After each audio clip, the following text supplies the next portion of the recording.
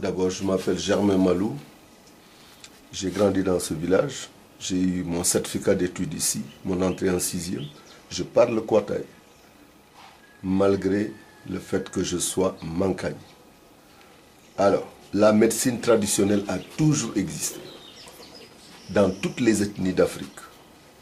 Seulement, si on a toujours reproché à la médecine traditionnelle des Africains, c'est que la plupart des médecins traditionnels sont des analphabètes.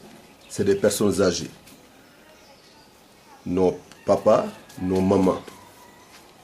Alors, ne maîtrisant pas la posologie, les principes actifs des médicaments, ça veut dire comment le médicament, une fois pris, va réagir dans l'organisme humain. C'est cela. Il y en a qui soignent avec un médicament seulement, qui est générique. Il y en a qui soignent avec 2, 3, etc. Quant à moi, c'est des compositions que je fais.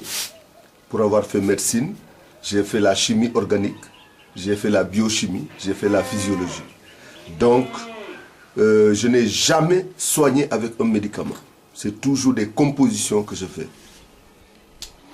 Et je peux te poser une question. Comment en es-tu venu à travailler sur la pharmacopée locale et à proposer des médicaments et des posologies particulières? Ça, c'est une apparition.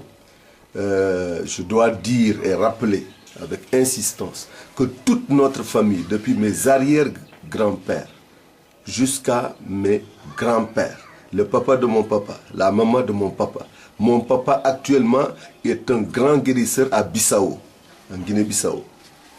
Et donc, je n'ai pas été surpris de l'apparition que j'ai reçue, la vision que j'ai reçue. Et depuis ce jour-là, j'ai commencé. Et puis, chaque nuit, pratiquement, à travers les rêves, les médicaments apparaissent. D'accord, c'est dans les rêves. Les médicaments, à partir de 13h, 14h, 15h, passent et parlent. Mes feuilles soignent ça, mes écorces soignent ça, mes racines soignent ça. Les arbres, les plantes médicinales parlent aux hommes. C'est intéressant. Tu peux nous montrer un petit peu avec quel produit tu travailles? Ouais. Voilà, ça, c'est ce qu'on appelle dans notre travail le tiers mystique, c'est-à-dire l'invisible. L'invisible existe bel et bien dans la guérison traditionnelle, parce qu'elle est très psychologique. D'accord? Donc ce bain est censé vous enlever tous les, disons, les torts maléfiques que vous avez eus et qui vous freinent dans la vie. D'accord? Parce qu'en Afrique, on croit aux djinns. Aux esprits. Les djinns, oui. Tout ça, c'est le... J'allais dire la paranoïa de l'invisible. L'Africain est trop dépendant de l'invisible. Si bien que, ici, en Afrique, tout au moins, aucune maladie n'est ordinaire. On dira toujours, c'est parce que les sorciers sont passés par là. Voilà. Les gens, on les appelle d'ailleurs les gens de la nuit. Donc, il faut forcément tenir compte de cette dimension. Ce qui fait que, moi, je commence toujours par donner le grand bain qui va vous départir de tout ça et vous rendre psychologiquement disponible à recevoir les médicaments et que les médicaments puissent produire leur effet. C'est intéressant. Voilà. Et ce grand bain là, il est composé, on ne peut pas savoir de quoi il est composé, c'est des plantes aussi. Plusieurs poudres, là j'ai... C'est des plantes? Oui. Moi, tout mon travail est naturel. J'ai pas de fétiche. Non. Tout mon travail est naturel.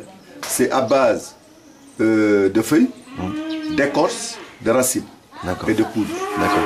En fait, c'est une sorte de démaraboutage au départ. Oui. Hein? Avant d'utiliser les feuilles... Il faut rassurer psychologiquement le patient ou la patiente. D'accord.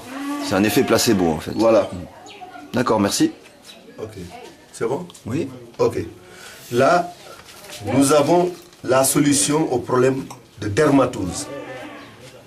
Il faut savoir que en Afrique d'une manière générale, au Sénégal d'une manière particulière, il y a très peu de dermatologues. Parce que les dermatoses posent problème, même en Europe. Avec cette composition, à base de 3 racines, on peut guérir les rougeurs,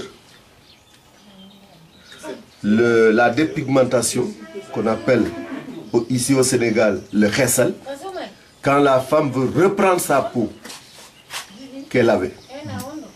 Mais puisqu'elle a fait du khessal, c'est avec ça que je traite le khessal, pour qu'elle reprenne sa peau. D'accord?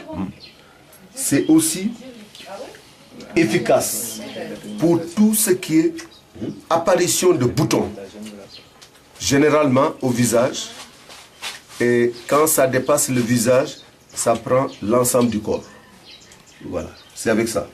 D'accord. Et c'est où? Attends.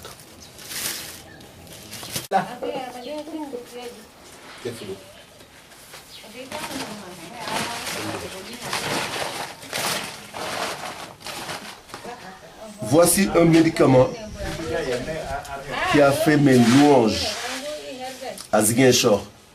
Avec ça, je corrige la vision floue, les yeux qui chauffent, les yeux qui grattent, la cataracte. Voilà.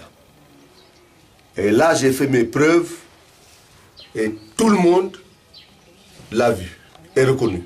D'accord. Et ça, c'est arrivé aussi avec une vision dans la nuit. Le choix de ces plantes-là, de ces racines. Bon, il faut dire qu'il y a forcément une collaboration qu'il faut avoir entre guérisseur traditionnel, tradipraticien, parce que les deux mots ne signifient pas la même chose. Moi, je me définis comme un guérisseur traditionnel. C'est-à-dire que je n'implique pas le fétichisme dans mon travail. Moi, c'est naturel, c'est direct. D'accord? Les tradipraticiens, ce sont eux qui versent dans le fétiche. Et ils te demandent d'amener un coq, d'amener du vin, etc. D'accord? Tandis que vous utilisez la puissance des plantes, en fait. Oui. Alors, maintenant, il n'est pas exclu d'avoir une collaboration avec les autres. Au contraire. Parce que ça ne fait que renforcer votre pouvoir dans votre travail. Voilà. Et c'est pourquoi il y a une association des tradipraticiens de la Casamance, basée à Bignona. Voilà. Merci. Et il y en a. Tout ça, c'est des médicaments. Hein. Ça, c'est voilà. Médicaments pour les démangeaisons, médicaments pour les maux de rein, médicaments pour la faiblesse sexuelle, la puissance sexuelle. Voilà. Merci. Une femme qui veut avoir un enfant, tiens, c'est ça. Ah ouais? Oui. Ça, je corrige ça. Une femme qui veut avoir un enfant, enfin, qui ne pouvait pas avoir un enfant, ouais, pour avoir un enfant. Pour avoir un enfant.